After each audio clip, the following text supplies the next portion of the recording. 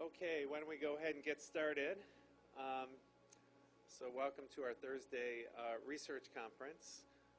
We're going to hear two practice presentations today of two groups that are presenting early next week at the AMIA annual symposium in the Student Design Challenge, which is actually a competition that OHSU owns. One of our teams have finished first the last couple years, and I think there's been a couple others that have done well. And there's three of them in the finalists. Two will be presenting, so they're going to do their practice sessions today. I also just want to mention to everyone, you've seen my friends here, my 8 friends from Thailand. In fact, they're going to be joining the fellows meeting after this talk, and I've invited them to listen in as well. So I will let you all present and introduce yourselves. I'll do the timing because I know that your presentations are timed. So we'll let people do the two presenters do their presentations, and then we can spend some time giving them feedback or asking any questions. So.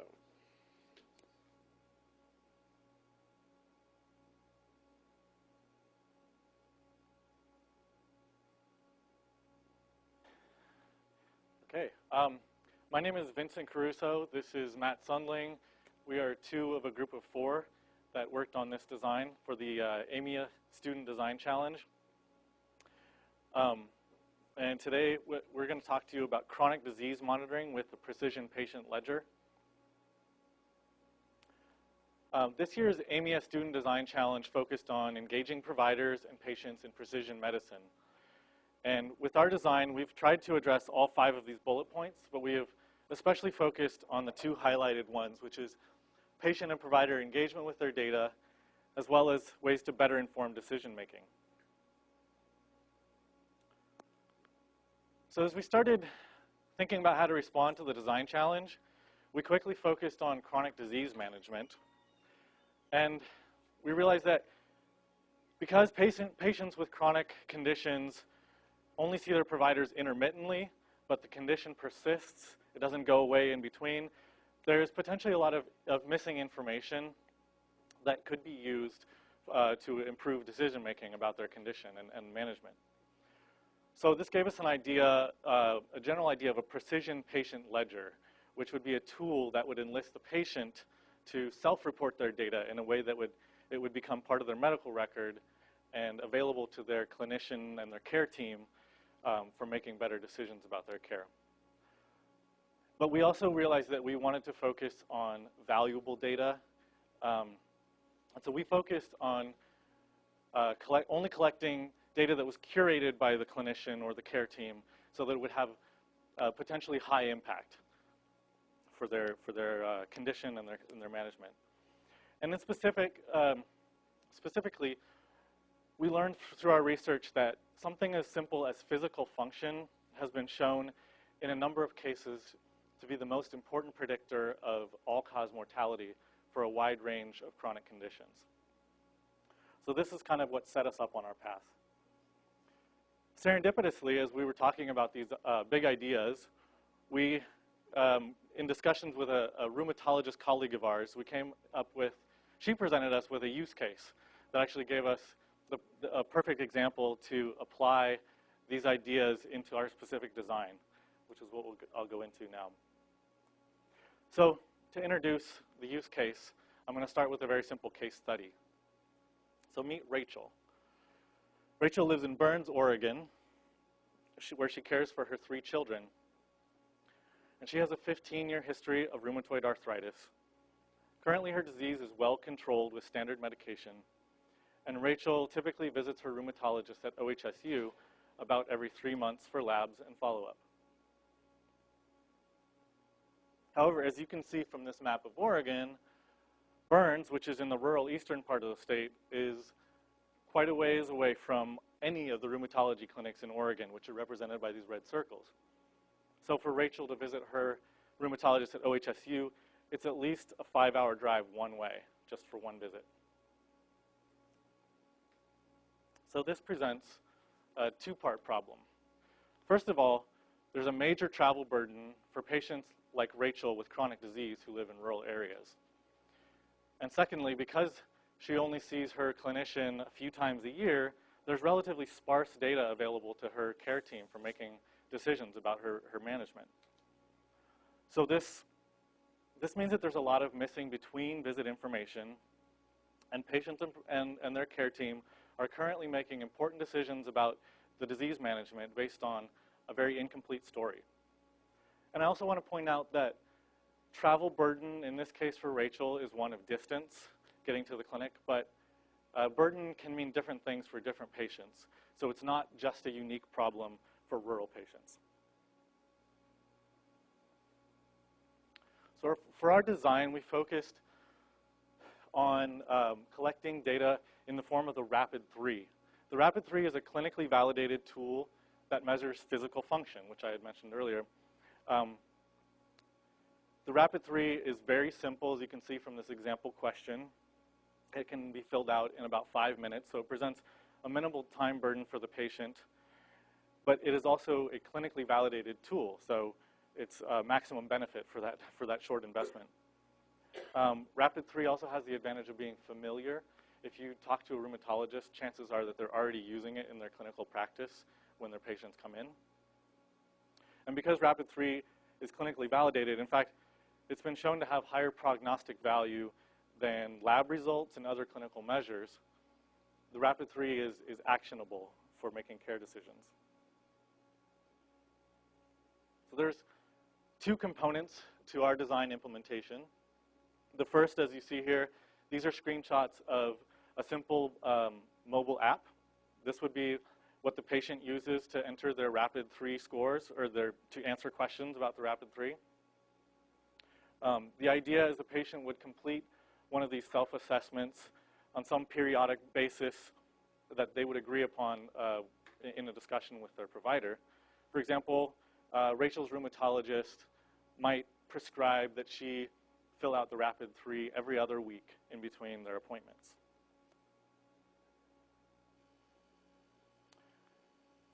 Now currently, this gets to how do we get the data to the provider. This graphic gives you an example of what clinicians might see currently in the health record. And let me just say right up front, this is not awesome. The tabular format is very rich. There's a lot of data represented here, but I think we can agree that it's a little bit hard to read and interpret, especially regarding longitudinal trends. This is inherently longitudinal data, but it's very difficult to interpret that from the tabular format. So the second component of our design is simply a graphical representation. This is a data visualization for the provider that would be integrated into the electronic health record. For example, this could be part of an EPIC navigator that the physician might use during or just prior to a visit, or it could be part of a navigator that the care manager uses to periodically review a patient's case, maybe in between visits to sort of to see how they're doing. This is, I think, much easier, obviously much easier to interpret the longitudinal trends. This graphic can also be annotated in various ways. For example, this dotted line, as RAPID-3 scores go up, that's an indication that physical function is worsening. So low scores are good, high scores are bad. The dotted line could be some patient defined or threshold that alerts the provider or the care manager that there may be an issue, there may be a problem that needs to be responded to. Also, critical events from the patient's medical record can be annotated, such as surgeries or medication changes, which are shown by the blue and red circles here. And so the goals for this design are threefold. First of all, we want to stimulate discussion. The idea is that if the care team or the provider can review this data just prior to a visit, they'll be on the same page with the patient. They'll both, they'll both have a general understanding of how the patient's been since the last time they saw each other, and they can make the most of their time together. Second of all, by having this more complete picture, higher density of RAPID-3 data, we believe that we can improve decision-making between the patient and the provider. And finally, for example, in RACHAEL's case, for people who have a significant burden about, in terms of getting to the clinic, we might be able to reduce unnecessary care visits.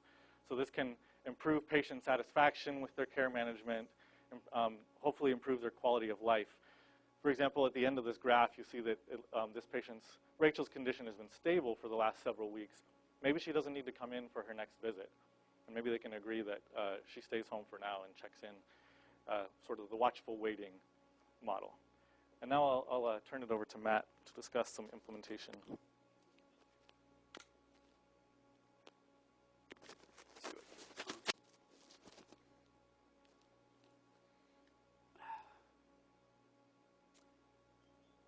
So I'm going to talk a little bit about the underlying technology components of our design.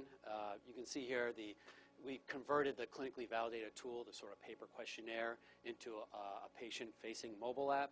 Mobile app because we wanted to really maximize accessibility. We wanted to be able to use standardized and commonly used home devices, mobile devices, tablets, computers, whatever, and to allow the patient flexibility for entering this information from wherever they are. Another concern was about robust communication. This really has two components to it. One, we were concerned about, of course, like encryption and protection of patient medical information, adhering to HIPAA standards and so forth, and protecting that information, as well as intermittent connectivity.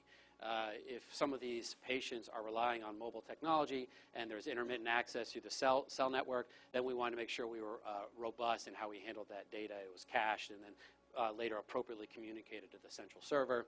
And lastly, we wanted to really be integrated with the EHR. This is about reducing impact on overall workflow and making the data highly available to the physicians with tools that they're already using, or the care manager. And so throughout this entire platform, we wanted it as flexible as possible. So we used the FHIR standard to really standardize our data communication and storage. Our team was aware that we didn't know what our final design would look like when we started. We had some ideas. And so we knew that we wanted to have fast iterations to really be responsive to, as we learn more about the needs, that we could adapt our design. And so we adhered to an agile design process where we knew that tight communication within our group and with our stakeholders was important. We also knew that we wanted to do fast turnarounds and fast iterations to really refine our design as soon as we had any sort of feedback. And so we also use user-centric design. We were in constant communication with our stakeholders, specifically a physician, and talk about their expected needs from this app. And so we moved pretty quickly from a whiteboard to a storyboard to a mock-ups to an actual fully functioning prototype in a relatively short period of time. And so that ultimately led to this instantiation of the prototype. This is our current version, and we were really conscientious about accessibility to the user, about using standard, common user interface motifs, and so forth. And our current feedback right now is that the font is too small, so our next iteration will address that to make sure that those with poor eyesight could use this. There was 5 design principles that our group really kept core throughout this entire process. First of all, we wanted to focus on a specific and realistic problem. We wanted to make sure that this was going to be ultimately logistically feasible to instantiate and be adapted by clinicians. We wanted to focus on high-impact data. We wanted whatever data we did collect was going to be actionable, that could be clinically useful for decision-making. And we wanted to leverage current technology and create a flexible platform because not all chronic diseases are exactly the same. We designed this for rheumatology, rheumatoid arthritis, but we wanted to make sure that we could adjust to other chronic diseases or other clinically validated tools and the other types of data types that they may want to acquire. And ultimately, we wanted to make an incremental step forward, and this is about making minimal impact on workflow. We wanted to really speak to the idea that we want to make this highly adoptable. We wanted clinicians to really have buy-in and want to use this. Once we had a working prototype, we went to the rheumatologists here on campus and we gathered feedback. We asked them, amongst other questions, the most important question I think is, would you use this app or something similar to it in your clinical practices? Yes, maybe no. it was interesting, the most useful feedback we got was from those who said maybe and no, and that helped us identify some really important known concerns. And so we distilled those known concerns here, and so these are some quotes sort of like summarizing their feedback for us. A smartphone app is too challenging for some of my patients. And this really is speaking to patient education. Patient education is key.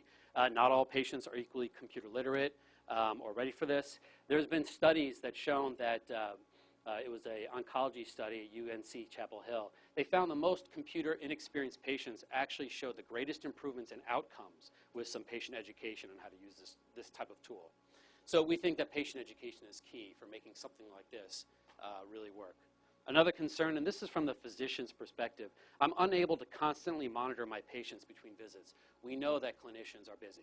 We know that.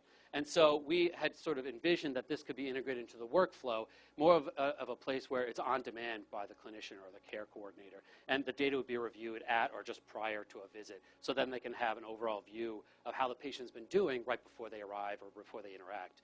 And the second thing that we identified is that you have to set expectations for the patients. Yes, they're using this app on an ongoing basis. They've been told every 2 weeks, but they should know that the physician may not be looking at this quite at the same frequency, and that it'll only be at the point of visit. Setting expectations is key. And lastly is another concern that was highlighted is I'm concerned my patients will get discouraged if they are constantly reminded of their poor RAPID-3 score. And this speaks to a phenomenon of like survey fatigue or unknown psychological effects of this type of like sort of medical app. And so we would need to sort of get at that question by doing an IRB approved study to see, to assess this effect on the patient. Some future developments. Oh, did I go by? I went by. Okay, thank you. This is my second to last slide. Some basic future developments that we've already identified would be valuable would be patient-centered visualization. This is so they can interact with their own data. As of now, it's one way, and we know that it'd be more useful to have sort of close the loop with the patient. We also thought about expanding to other validated clinical tools appropriate for other chronic diseases, and maybe enabling provider-generated parameters. If a physician thinks that some information is appropriate for managing care for their patient, we can allow them to gather that data as well. And this is the last point I'll make. Ted Pincus, who is a rheumatologist in New York and the creator of RAPID-3 form and has been doing a lot of this work for a number of years, he said that poor physical function may be, in a sense, the most reversible risk factor for mortality. And this really speaks to the high impact value of gathering this type of data, of tracking physical function with regard to chronic disease. And so we think it really reinforces that this design could have high impact for both the patients and then overall coordinated care. So to say thank you to my own team for all our work and all the support we got. We got a lot of help from a lot of people at OHSU, and just say shout out thanks to all of them. I know we're short on time, so I would probably say thanks more thoroughly. And funding for the National Library of Medicine. Do I have to actually say that, by the way? Thank you. Any questions?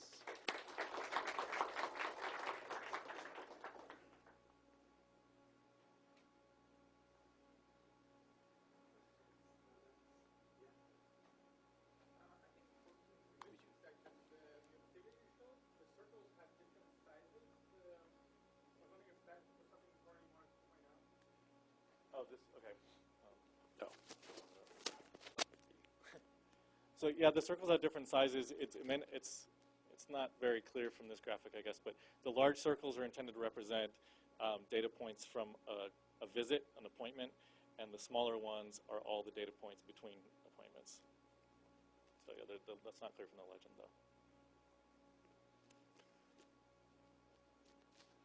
Back here.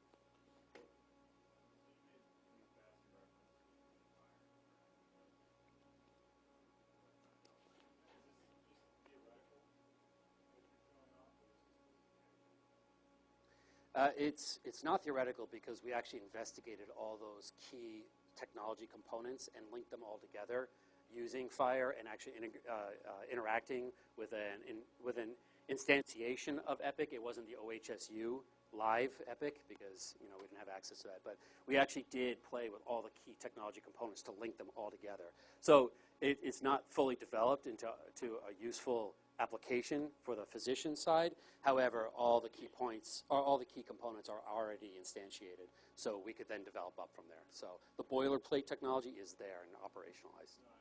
Yeah, yeah. Yeah, yeah.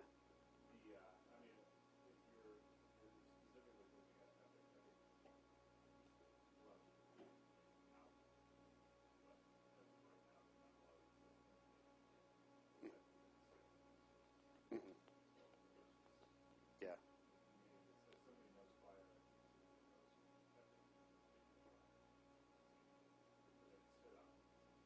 Mhm.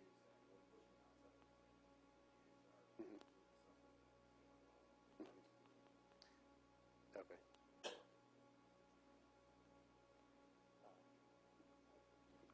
Kind of two questions. One, is this actual patient's data, or have you collected over a year's worth of intermediate data points where people are being monitored with Rapid3 on their own, or is this kind of like simulated? This is what it could look like. This is simulated. This we didn't use any patient information.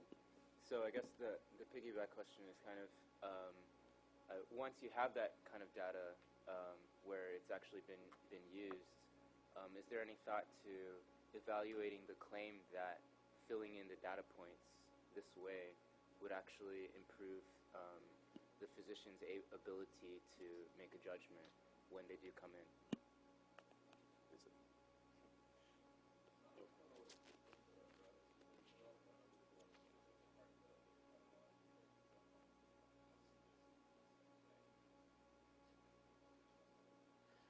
Yeah. I guess I thought this was an interesting case because it's a survey kind of measurement. So I think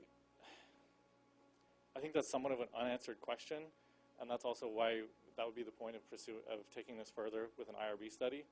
And it's also something that, this is necessarily simulated data because we can't ethically track a patient without having IRB approval, and we haven't had the scope or the time to do that yet.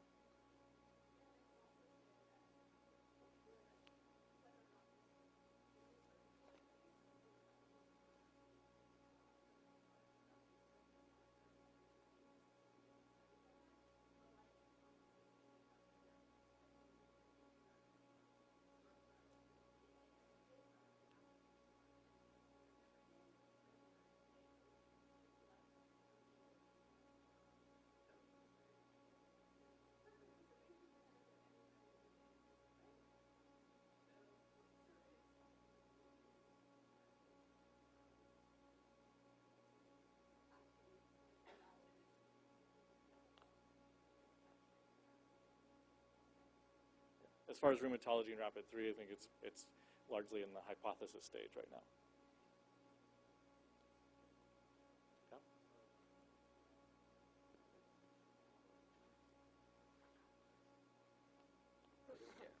So this is much better than this last time that I saw it. Good. So good job.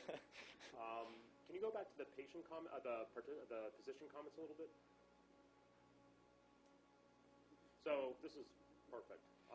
So out of curiosity, have you had the opportunity yet to go back and kind of debrief and converse with the physicians that provided these comments as to exactly what they meant? Because it seems like this could be meaning, as we discussed a couple times before, this could have multiple meanings potentially. Yeah. Right? I think actually the problem here is the wording that we've used to condense it, because their comments were clear. What we meant to convey here is a technological gap, especially for older patients. Okay, so they were specific about the technology. They also made the comment, which I think it's also confused with, that it may be difficult for patients with rheumatoid arthritis specifically to operate the app. That's another way that it could be difficult, although we also were told that their patients are already doing this with pencil and paper, which is arguably much more difficult than doing it with a smartphone app where you can tap with a knuckle or a stylus or anything. So if they're able to do it with pencil and paper, this should just be a lower bar. Oh, but mostly the technological challenge is there, and perhaps something we haven't stressed enough is that really, to get this design off the ground, there needs to be a patient education component that is not dependent on the physician, We see this as being perhaps a nurse educator or a medical assistant working in a clinic. In a hospital, this could be a larger department that's sort of like analogous to tech support, except for they're right there. It's like the physician would prescribe certain data collection measures, and then you go to the support team, and they help set up your technology so that it's at the right frequency with the right collection measures, and make sure that the patients know how to use it.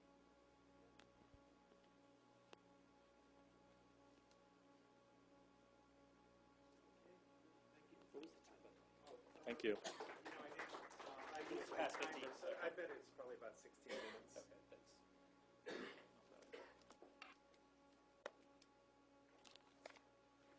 Okay, we have our next group. And let me remind people in the audience, when you ask a question, there's actually people listening to the web stream, and they couldn't hear all the questions. So let me just remind everyone to press on the microphone, not so much that we can hear it in here, but that people who are viewing can hear it. So this is team number 2. There are 3 entries, so we're guaranteed the department to win at least 2nd or 3rd place. Okay. Should we acknowledge the 3rd team? Raise your hands, 3rd team.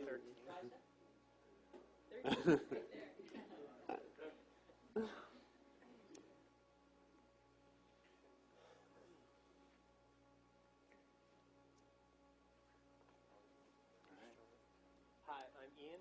I'm Dana. Hi, and I'm Steve. I want to thank you all for coming and letting us practice at you today. So we're the team. Obviously, we're one of the other teams from OHSU.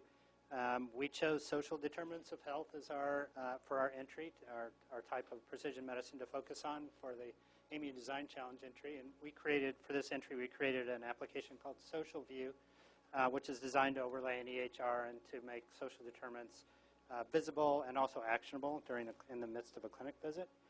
So this is a really general description. So for people not familiar with social determinants of health, this is from the CDC website. Conditions in the places where people live, learn, work, and play affect a wide range of health risks and outcomes. These conditions are known as social determinants of health. So that's really general, and the question is, what impact do these factors have on health? So this is a kind of a quick graphic just to show the impact of different influences on health outcomes. We've got social determinants, healthcare system, biology, which includes genetics and environment. So the top are the social determinants of health, the 50%. And the main thing we wanted to sort of show here is that that social determinants is actually a greater influence than the healthcare system and biology combined. So while in the spirit of precision medicine, while genetics can guide us to a specific treatment for a specific patient, the social determinants help determine whether that patient actually has access to those treatments. So this is usually thought of as public health data, and there's been historically a disconnect between social determinants and clinical data in a clinic visit. These two are not really available at the same time. So in 2014, the Institute of Medicine published this report where they recommended bringing social determinants into an electronic health record or capturing them in an electronic health record to make them available during a visit. And they came up with 12 characteristics. And this is where we started. This is sort of the foundation of where we started with our application development. So our design goals, so obviously we want to bring all this data together. We want to bring the social determinants into an EHR, into a clinic visit, but we want it to be really visible and not get lost in it, kind of buried in an EHR, which has been a problem. We wanted to integrate it with the clinic, the social data with the clinical data, so it kind of flows with a clinic visit and in an efficient way, doesn't interfere or add more burden to a clinic visit. And not only do we want this data to be there and easy to work with, we also want this application to guide clinicians and patients to resources or solutions to the issues that might come up with social determinants. So the nice thing is that a lot of times these resources are already available in communities. It's just that nothing brings the social and the clinical and the resources all together in a clinic visit, in a nice way that flows with the visit. So our target setting are medical homes, users of the interdisciplinary care team in the medical homes, and we chose to focus on diabetes for this project. It can really be applied to a lot of medical conditions, but diabetes is influenced a lot by can be influenced a lot by social determinants of health. So we're going to jump into the demonstration of the application now. And to do this, we're going to do it in a case study format, and I'm just going to walk through it like I'm using it in a clinic visit. And we've created a fictitious patient, Natalia, to do this. And I'm a naturopathic physician, and I've worked in a lot of the bigger community clinics in Portland, and she's very similar to the real patients that I've seen there. So Natalia is a 52-year-old female returning to clinic with concerns about an abrasion on her left ankle, possible infection. She comes to the clinic. I'm a physician. I've never seen her before, but she's been seen here before. And right away I notice this icon, which is the social determinants icon. This is only present if social determinants are important for this patient. And it also hovers over the EHR. It doesn't look like an alert, so it's really noticeable. And I notice right away that there's something flagged. So I can just hover my mouse over, and it'll expand out automatically and show these highlights that have also been flagged as being important for this patient. Right away I notice she's a diabetic. She's homeless, which is really important, but she is living with a friend. She has housing, looking for work, and that she has food insecurity. She supplements with SNAP and also a food pantry. So I think that it's going to be important to work with social determinants during this clinic visit. So I can click on this expanded icon and go to the main clinician view for our application. So this has 3 sets of data. We have the clinical data on the left, the social in the middle, which are these are Natalia's patient-specific social information, and then the community context, which includes a map which has a 1-mile radius around where Natalia lives. If Natalia was homeless, that radius would be 1 mile around the clinic itself. So I notice right away that she's taking metformin, so I know she's already on a medication. I might, consider prescribing an antibiotic too. So I'm worried about pharmacy. She's in a new neighborhood. She's living in a new place. Does she know where the pharmacies are? Does she need a pharmacy that accepts medication vouchers if she has support for medication? And I also notice on the clinical trends on the left, on the bottom, her blood pressure is ticked up a little bit. So I'm a little concerned about that. Maybe I want to do something for that. I can go in. I can click on the data points. I can get the exact measure. I see she's recently become prehypertensive, so I don't necessarily want to, recommend medication, but I might want to recommend exercise, maybe diet. But I know she's, has food insecurity. Diet recommendations might be a little more complicated. But I can go to the map, and now I can figure out free ways to exercise. I can find parks that are close to her. I can find community centers. Maybe even food pantries for her. So if I go in on this, at the bottom, I have data about the neighborhood. So some of it is zip census data. So this is all neighborhood level data. On the left, I can look at the walkability and crime grade. So I can be sensitive to whether it's reasonable to recommend walking in a park or in her neighborhood. So now I want to do some coaching with Natalia. We have the patient view up in the corner here. I can click on that. I can bring up this view, and I can have Natalia come over to the computer. So I can, on the left, I can sort of show her some of the clinical data that I'm concerned about, and then I can go to the map, and we can pick out the resources, necessary to deal with some of the issues that I want to deal with her within the constraints of her social condition. So on this map, I can click on icons, and it'll bring up the exact distance from her house. We can figure that out. You can also click on the legend up in the corner, and that will either clear off things I'm not interested in, or only show specific resources I'm interested in for Natalia to help her. So now I can print this out, give it to her with her after visit summary, and I've really with not much extra work, I've sort of added in the social determinants into her clinical care. We'd now like to share with you our design process with some highlights in the journey that we took from a blank slate to the prototype that Steve just demonstrated for us. As our design methodology, we selected Agile and User-Centered Design Integration. And as the term integration suggests, this methodology takes techniques from Agile design, such as time-box sprints, as well as techniques from user-centered design, such as collaborative, interactive sessions with end users, to provide you with a structured yet flexible approach to identifying and addressing priority end user needs. We were grateful to have broad clinical input in our design process. As Steve mentioned, our target audience was the medical home. So we selected representative end users, including nurse practitioners, naturopathic physicians, social workers, behavioral health consultants, and others, to participate with us in design sessions. And these were typically one-on-one due to scheduling and the fact that they were all over town. And so we executed at least 20 of these across the period of about 3 months. Our work was split into 3 design sprints. Each design sprint had its own goal. The goal for the first sprint was really identifying what is our concept.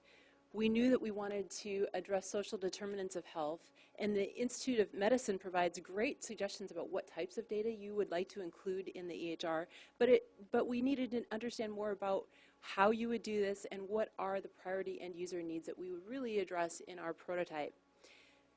We spoke with users about what they do today and current challenges, and I'll just share with you one particular visit that was really salient, where a behavioral health consultant shared with us that they had tried the note, they had tried the problem list, they had tried the barriers section of the EHR, and none of these had resulted in the type of actionable, visible information that they wanted for their clinicians. And she said to us, I really need my clinicians just to start seeing social determinants data.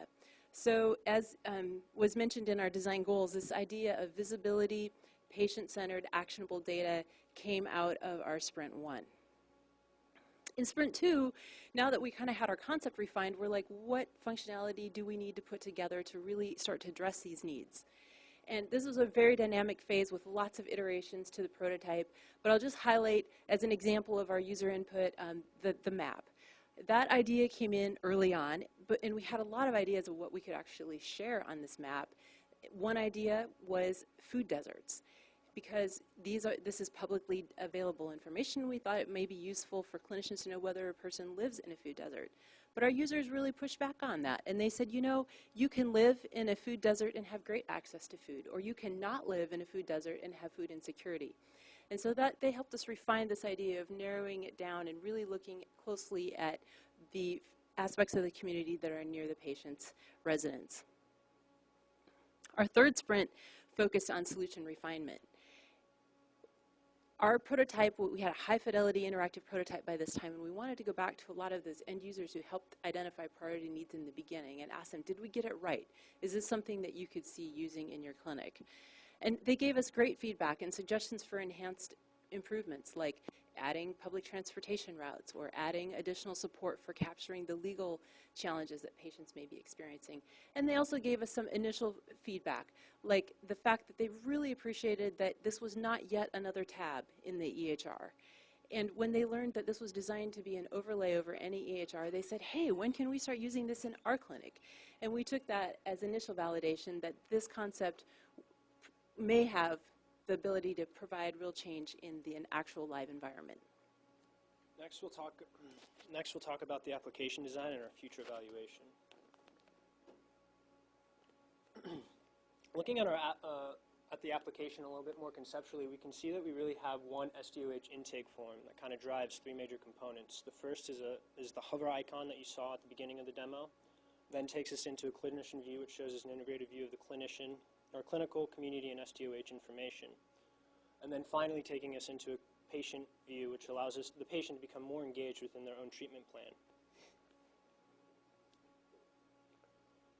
Since we envisioned implementing the app using the SMART platform and Fast Health Information Resources, or FHIR, we wanted to center our design around accessing a clean, structured data and implementing it with HTML5 from the get-go.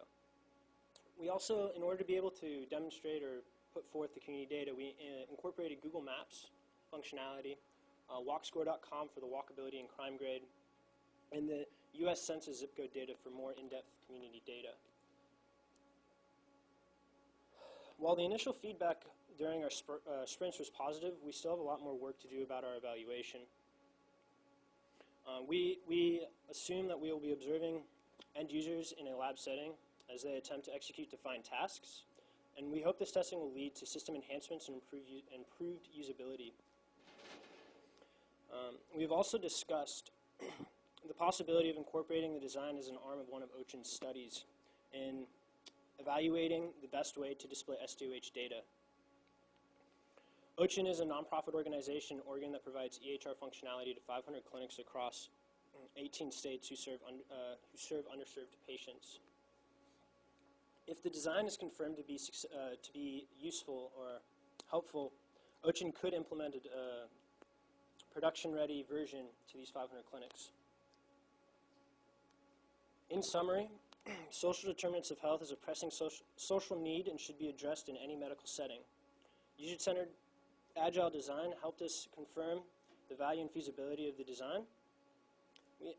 Another thing is we also had a lot of fun working on this and are happy to see so much excitement from our end users and OCHIN and the potential to evaluate and test our own prototype. We would like to thank Rob Schuff and Drs. Tim Burdick and Elish Boudreau for their guidance and encouragement. And we'd also like to acknowledge the many clinicians and subject matter experts who participated in our collaborative design sessions, and to the NLM for funding the project.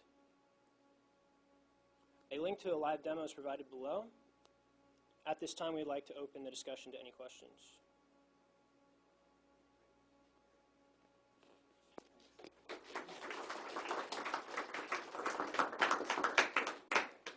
I'm just glad I'm not on the judging committee and having to choose between you two. But you actually have about a minute left, so you have a little wiggle room. That's great. Thank you. Any questions?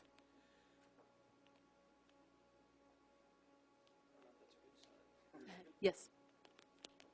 Sorry, I just have one small, like a tiny thing. I think when you initially went over the hover icon to mention the social determinants of health, I think you said something to the effect of, this indicates that social determinants of health are important for this patient.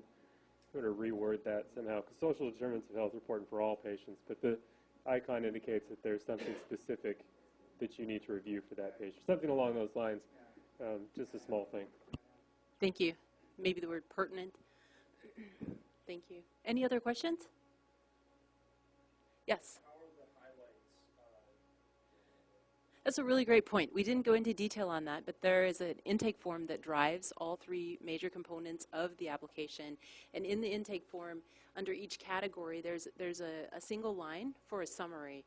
And if that line has been checked, that will auto-populate over into the highlight that displays behind that hover icon.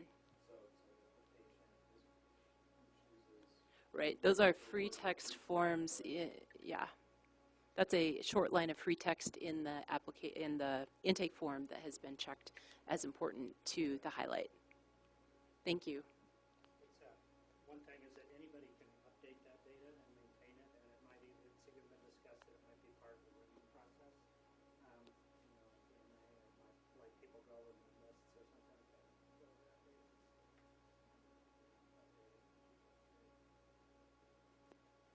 All right, any other questions? Yes, Nathan.